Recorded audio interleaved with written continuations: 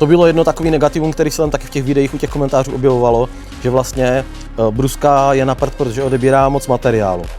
Ta bruska odebere tolik materiálu, jak si to nastavíš. Není problém tu brusku nastavit tak, že neodebere žádný materiál. Samozřejmě ten řetěz pak moc nenabrousíš, ale je to jenom stroj a odebere tolik, kolik mu řekneš, má to samozřejmě doraz, který si nastavuješ, takže to, kolik ta bruska odebere, čistě jenom na tobě, úplně stejně můžeš odebrat hodně materiálu pilníkem. Budeš u toho celý dopoledne asi, ale i tak se ti to může stát, takže to je taky takový mýtus, jo. Bruska odebere tolik materiálu, kolik ty řekneš a nastavíš.